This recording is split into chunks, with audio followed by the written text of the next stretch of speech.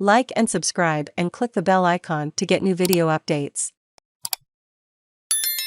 From close contact isolation rules to masks, here is what COVID-19 restrictions Victoria is ditching. Many of Victoria's remaining COVID-19 restrictions will be scrapped from 11:59 p.m. Friday, including mask rules in certain settings and isolation requirements for close contacts.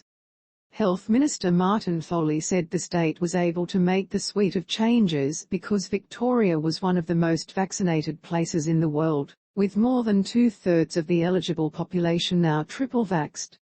Victoria's 7-day case average is now less than 10,000. The state on Friday reported 9,439 cases and a further 16 deaths.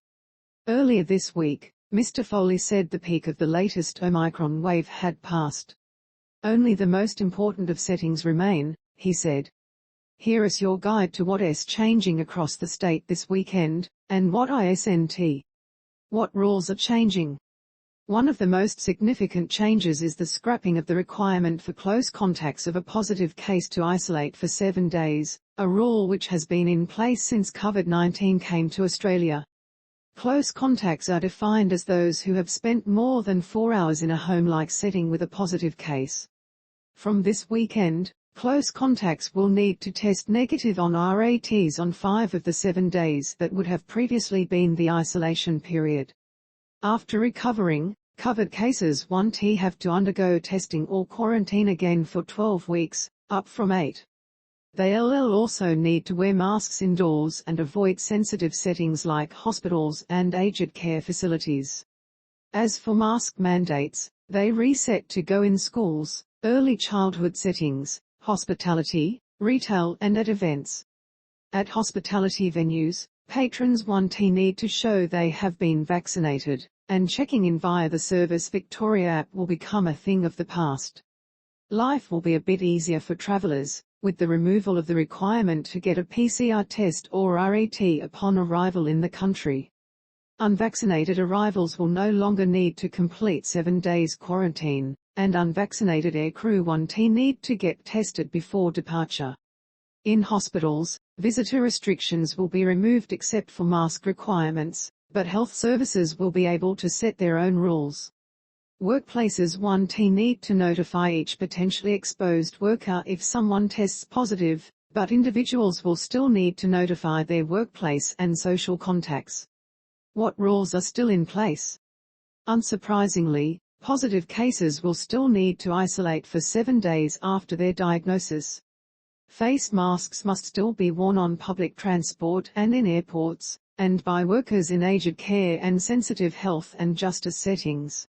Vaccine mandates will remain in place for workers in key industries, including education, healthcare, aged care, disability support, emergency services, food distribution, custodial services, and meat and seafood processing. However, Mr. Foley said mandates would be reviewed in coming months. Victorian opposition leader Matthew Guy accused the government of playing politics with vaccine mandates. It is about moving beyond COVID. We've got to manage this and live with it sensibly, he said. The Victorian government has played politics with it from the start, and the fact they've got mandates for some areas and not for others to me tells you they'll keep playing politics with it for long as they can. Chief Health Officer Brett Sutton said despite the easing of restrictions, it was still important for the community to get vaccinated and take measures to protect themselves from COVID. As a community, we also need to remember those basic and simple behaviours that are part of our everyday life, he said. Wearing a mask indoors continues to be a protection, and staying up to date with your vaccine. Where to from here? Premier Daniel Andrews flagged that he hoped Victoria's pandemic declaration would not need to be extended beyond its expiration date of July 12.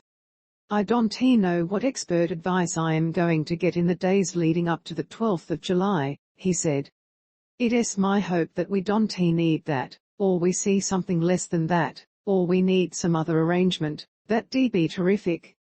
Victoria's pandemic bill, which passed the state parliament in December last year, superseded the state of emergency framework. It allows the Premier to declare a pandemic, activating the Health Minister's ability to bring in restrictions. Victoria is the only state in the country with such pandemic legislation. What you need to know about coronavirus. What do you want to know about COVID-19? Have you been affected by the pandemic? Tell us your story. All fields are required unless marked optional. Posted 8 hours ago, updated 10 m ago.